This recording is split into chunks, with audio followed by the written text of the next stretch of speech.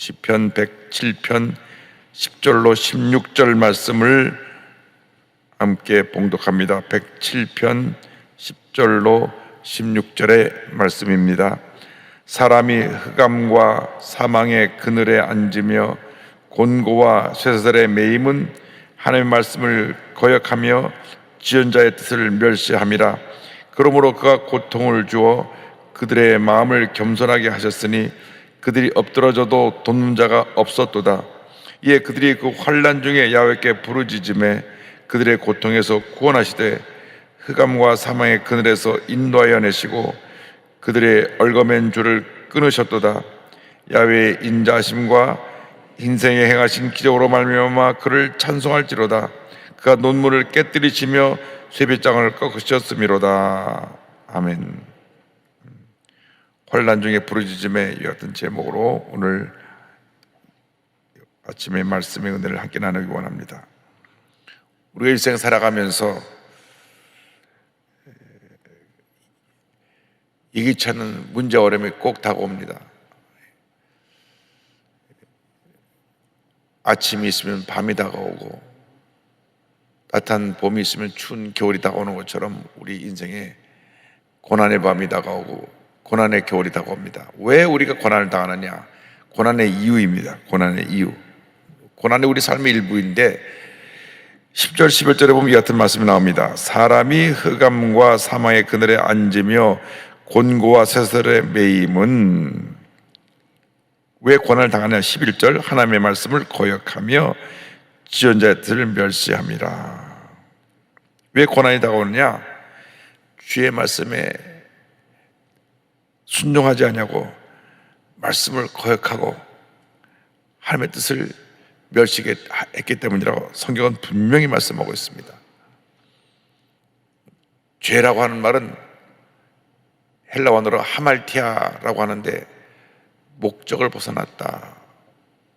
우리가 양궁할 때 보면 가운데 동그란 원에 들어가면 10점인데 한번 실수하면 또 바람이 갑자기 불면 엉뚱하게 10점을 맞아야 메달을 목에 거는데 6점, 7점으로 옆에 가서 맞을 때가 있어요. 그 말이 하말티합니다. 목표를 벗어났다. 죄란 뭐냐? 하나님의 뜻을 벗어난 것이 다 죄입니다. 하나님의 말씀을 벗어난 것이 다 죄입니다. 그제 가장 큰 죄가 이스라엘 백성들이 우상을 숭배한 것입니다. 우상 숭배는 하나님의 가장 미워하시는 것이고 진노하시는 것이고 성경에 금하신 것이고 절대로 하지 말라고 한 것인데도 불구하고 우리 인간이 얼마나 죄성이 강한지 자꾸 우상 숭배를 하고 하나님의 뜻을 거역하고 잘못된 길을 갑니다. 그래서 하나님께서 고난을 통해서 그 잘못된 길을 바로 가게 만드는 것입니다. 목표로부터 벗어났던 것을 다시 목표로 돌아오게 만듭니다. 그걸 갖다 회개라고 합니다. 회개는 메타노이아, 되돌아간다, 되돌아선다.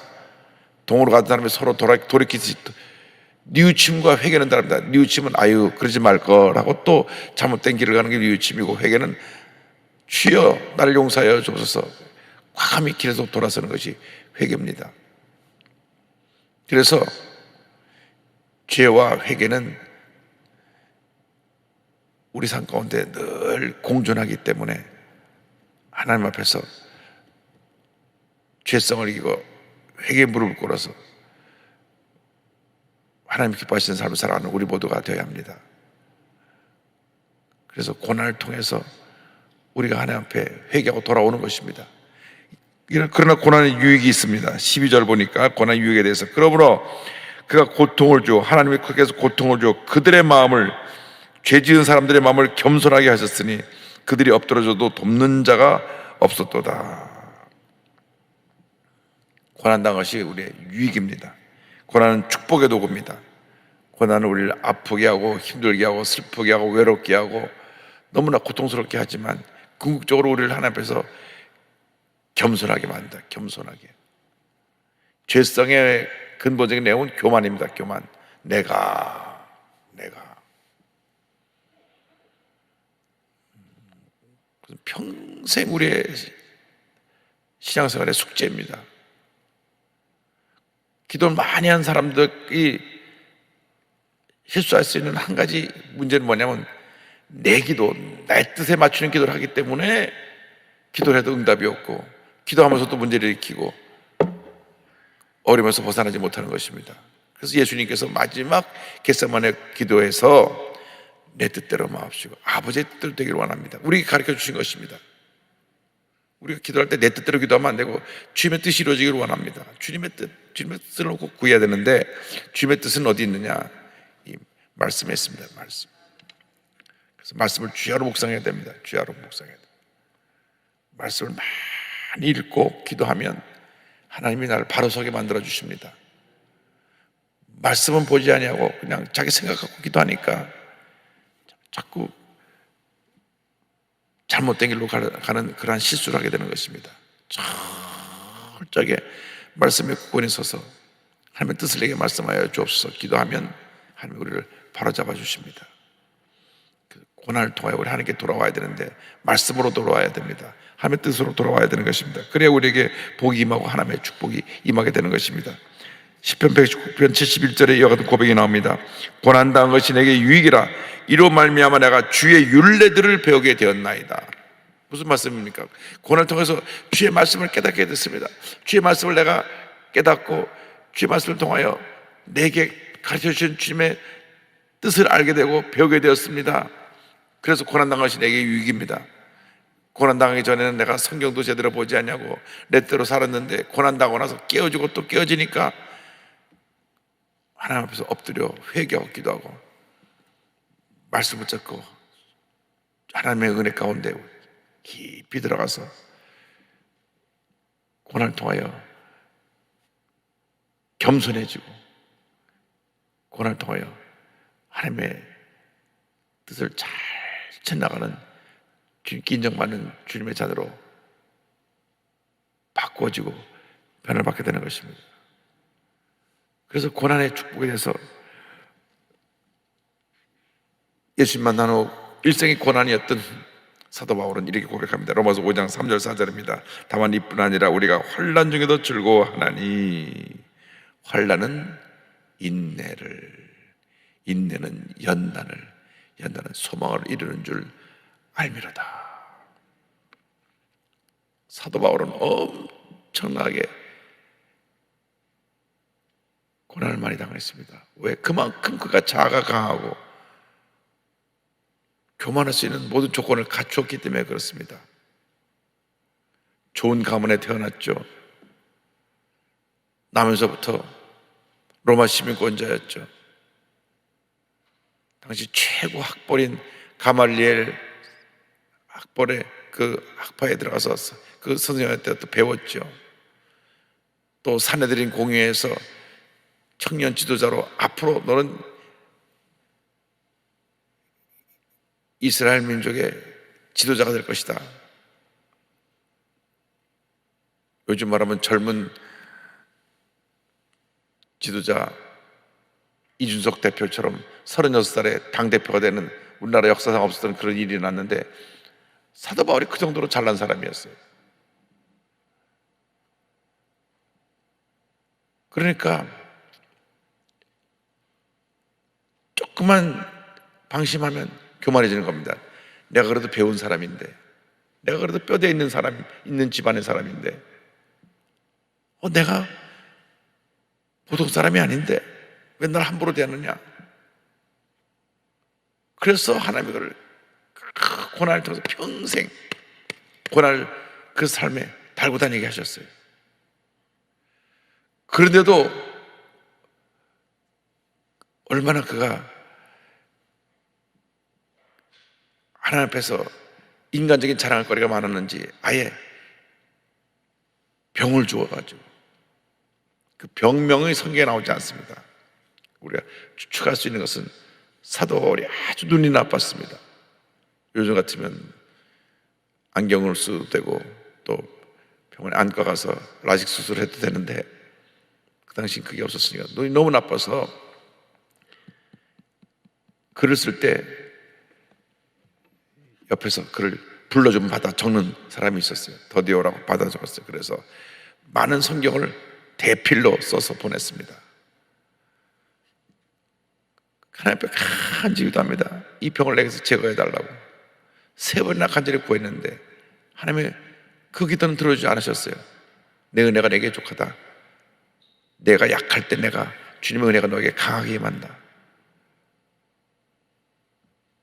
그도 그럴 것이 사도 바울은 신약 성경 27권 가운데 혼자서 13권을 썼어요.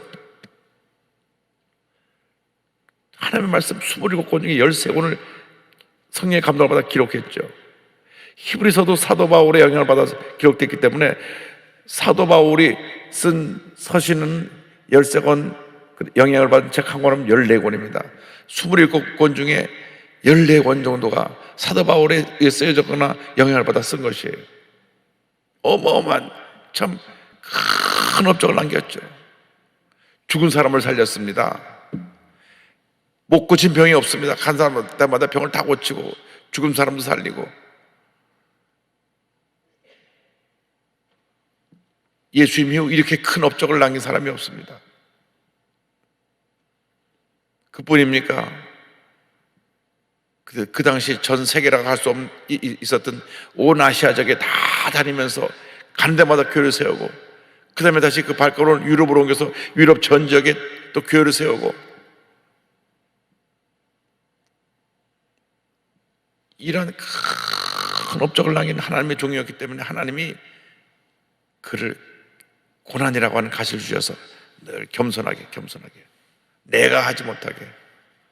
오늘날 우리들의 문제가 무엇입니까? 내가 뭘 했는데, 내가 이렇게 하는데. 이거 아닙니다. 겸손히 낮아질 때 하나님께서 복을 주시는 것입니다. 지금 총같습니다마는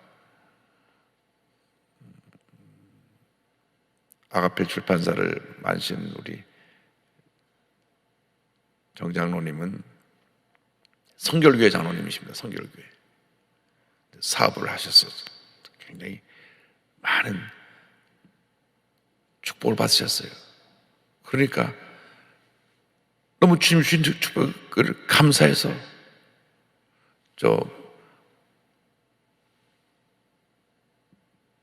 문화촌에 있는 성결교회 하나를 다 지어서 바쳤어요. 그 하나를 그냥 장로님이 헌금을 다 해서 바쳤다니까요. 너무 주님 축복에 감사해가지고. 근데 참 겸손하시고 온유하시고 너무나 목사님이 귀하게 여기시고 성도님들도 그 장로님을 너무 존경하고 사랑합니다. 굳은 일은 다 앞장서서 하고 그렇게 헌신하시는 장로님인데, 어느 날 교회 마당에서 자기 애들이 교회 애들하고 노는데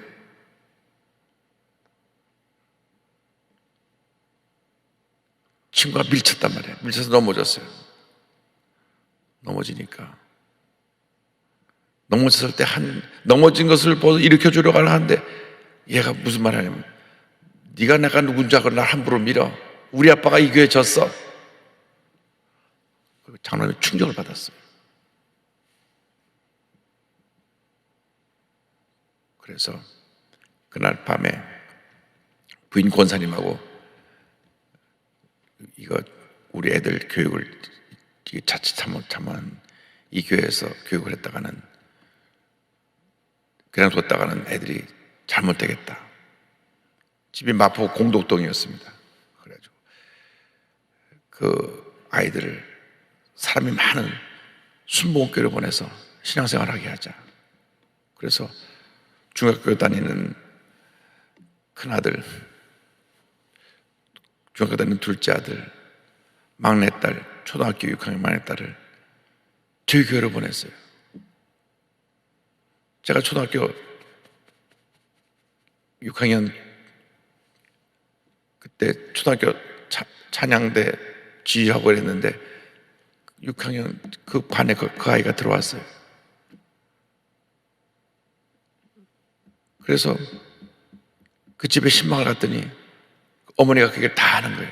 이러고 이래서 당분간 순복음교회 신앙훈련하러 보냈으니까 잘 훈련시켜서 돌려보내주세요. 그래서 우리 교회 와서 초등학교 6학년 중학교 다니다가 도로 부모님 교회로 갔습니다.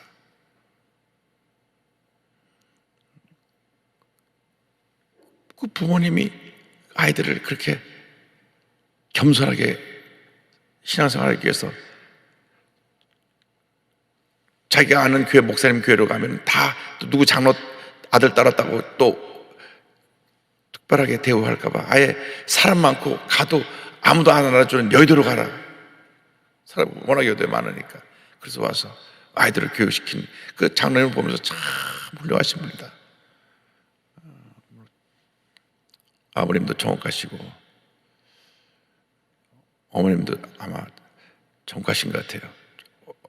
몇 년 전에 어머님 폐자시다고 연락은 받았는데 그 연락 못 받았습니다만.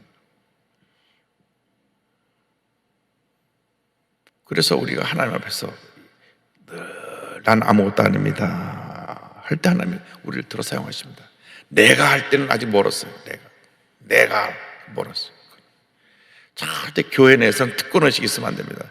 내가 섬겨야 됩니다. 새벽 기도 나온 분들은 다 그 정도의 가장 성숙한 인격을 가진 그러한 신앙인으로서 교회를 섬기고 계실 줄 믿습니다. 이거 무너지면 교회가 무너집니다. 이거 무너지면 교회는 싸움이 생깁니다. 내가 때문에 교회에 다 싸움이 생기는 거예요. 내가. 교회는 오직 예수님. 담임 목사도 아닙니다. 저는 예수님을 소개하는 분이지 예수님을 높이고 예수님을 자랑하고 예수님을 섬기는 것이 교회지 어느 사람을 따라가고 사람에게 줄 세우는 게 아닙니다. 이렇게 그룹을 만들어 내 편 이게 교회가 아닙니다. 하나님의 영광을 나타내는 것이 교회입니다. 할렐루야. 고난의 때 우리는 환난 중에 부르짖어야 합니다. 13절에 이에 그들이 그 환난 중에 야곱께 부르짖음에 그들의 고통에서 구원하시되. 부르짖으니까 주님이 구원해 주신 것입니다. 다윗이 환난 가운데 부르짖는 기도가 시편 20편 1절 2절에 나옵니다. 내 하나님이여 내 하나님이여 어찌 나를 버리셨나이까. 어찌 나를 멀리하여 돕지 아니하시오며 내 신음소리를 듣지 아니하시나이까. 내 하나님이여 내가 낮에도 부르짖고 밤에도 잠잠하지 아니하오나 응답하지 아니하시니나이다. 그 성군 다윗도 말할 수 없는 고난을 당하면서 부르짖어 기도하고 또 기도하고 또 기도했습니다. 자기 장인 어른이 자기를 죽이려고 왕의 권세를 갖고 한때는 3,000명의 군사를 풀어서 민족의 영웅인 자기를 죽이려고 사람을 풀어 쫓아왔으니 얼마나 힘들었겠습니까? 다시 무엇을 잘못했습니까? 전쟁터에 나가서 골리앗을 무너뜨린 것밖에 없는데 골리앗 장군을 무너뜨리고 나서 모든 사람들의 관심이 다윗에게로 가니까 감히 내가 왕인데 왕에게 나에게 돌릴 칭찬을 저 일개 청년에게 돌릴 수 있나? 그때도 죽이려고 그랬습니다. 하나님이 다윗을 낮추시고 또 낮추신 것입니다. 겸손할 때 다윗을 두 번째 왕으로 세우셨던 것입니다. 그러나 그가 한순간 교만해져서 방심했을 때 실수를 한 것입니다. 그래서 우리 늘 깨어 있어야 되고 늘 기도해야 되고 늘 하나님의 바로 서기 위해서 노력해야 되는 것입니다. 그러나 기도하면 하나님께서 응답하십니다. 응답하신 하나님에 대해서 14절로 16절로 말씀합니다. 흑암과 사망의 그늘에서 인도하여 내시고 그들의 얽어맨 줄을 끊으셨도다. 야훼의 인자하심과 인생에 행하신 기적으로 말미암아 그를 찬송할지로다. 그가 논문을 깨뜨리시며 쇠빗장을 꺾으셨음이로다. 기도하면 응답이 다가옵니다. 기적이 다가옵니다. 시편 40편 1절에 내가 야훼를 기다리고 기다렸더니 귀를 기울이사 나의 부르짖음을 들으셨도다. 예레미야 33장 3절입니다. 너는 내게 부르짖으라. 내가 내게 응답하였고 내가 알지 못하는 크고 은밀한 일을 내게 보이리라. 때로 우리가 모든 거 다 내려놓고 잠깐 멈추고 기도원에 올라가서 기도에 들어가 몇 시간이고 주님 앞에 엎드리고 주님과 대화를 하는 시간을 가질 필요가 있습니다. 너무 바쁠 때는 그때 한번 서 있어야 돼요. 멈춰야 돼요. 너무 바쁘니까. 너무 바쁘면 주님 생각할 시간이 없습니다. 아무리 사업이 바쁘고 아무리 만날 사람이 많고 아무리 할 일이 많아도 어느 한순간 내가 멈춰서서 주님 앞에서 나를 들여다봐야 됩니다. 들여다봐야 돼요. 그래서 기도하면서 주님의 음성을 듣고 주님 앞에 나의 모든 소원을 아니면 내가 알지 못했던 놀라운 일들이 우리 앞에 펼쳐지게 되고 하나님의 은혜가 임하게 되는 것입니다. 내가 이리 뛰고 저리 뛰고 막 해서 해결되지 않던 그 사업의 문제가 기도거리 한번 들었다 하면 해결이 되는 거예요. 그 전에 막 이 사람 만나러 가서 저도 만나러 가서 저희 아버님 70년대 사업할 때 보면 어음제도라는 게 있어갖고 우리나라는 참 잘못된 그 경제 구조가 있었어요. 어음이라는 게 있어가지고 물건을 만들어서 납품을 하면 돈을 주는 게 아니라 6개월, 많이는 1년 후에 돈 주겠다고 하는 수표를 줘요. 그런 경제 구조가 어디 있습니까? 그런데 6개월 있다가 그 돈을 가지고 은행에 찾으러 가면 은행에 돈이 없어요. 부도 난 겁니다. 부도. 어음이 수표인데 날짜가 물건을 받는 날부터 6개월 후, 1년 후에 어음을 끊어갖고 주는데 그 어음을 갖고 갖다 주면 수표가 부도가 나니까 그래서 사업이 무너지고 어렵게 되는 경우가 많이 있습니다. 그래서 연말에 월말에 이제 각 그 모든 그 결제들을 해야 되는데 저희 아버님은 단 한 번도 부도수표를 낸 적이 없습니다. 어물 이 현금과 같다. 우리 이장로님 주신 수표는 현금과 다름이 없다. 유리파동으로 모든 사업들이 기업가들이 다 파산할 때 아버님은 받은 수표만 다 해도 이만큼 있는데 그 다 부도가 난 거예요. 그런데 아버님께서 물어줘야 될 돈을 다 주시기 위해서 이 돈이 들어와 이 돈을 주는데 돈이 없으니까 그 큰 오리동의 1000평 부지 공장을 다 팔아가지고 그냥 파산 신고하면요 빚 못 갚고 그냥 주저앉아 있으면 되는데 그거 다 파셔가지고 다 그 거래처 분들에게 수표 다 결제해드리고 한 400명 모든 일하는 직원들 퇴직금 다 나눠주고 싹 정리하고 제로가 된 다음에 미국 이민 가셨어요. 사람들이 그럽니다. 미련하다고 그냥 파산 신고하면은 그 돈 다 건질 수 있었는데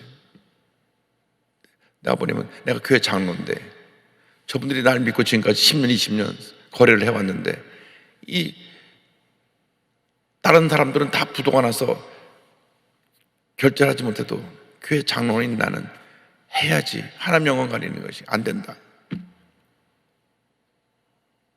다 청산하고 난 다음에 미국 이민 들어가셨는데 그때 그 힘들 때 어머님하고 아버님이 얼마나 기도를 하시는지 모든 것 다 정리하고 나눠주기로 한 것도 기도하고 결정하신 거예요. 단 한 사람도 우리 회사에 있다가 간두는 사람이 어려움 당하지 않게 하자. 대부분 다 그냥 그 당시에는 회사가 문을 닫으면 몇 평평이 그냥 다 빈털터리로 회사를 간둬야 됐습니다. 요즘처럼 무슨 무슨 보험이 있고 이런 게 없었어요. 무슨 4대 보험 뭐 해서 그런 게 없었어요. 그 당시에는 회사 망하면 다 같이 망하는 거예요. 안 된다. 나랑 같이 일했던 저분들은 한 사람도 그렇게 길거리에 내앉으면 안 된다. 그래서 그 천평부지 그 땅을 절반값에 팔아서 다 나눠주고.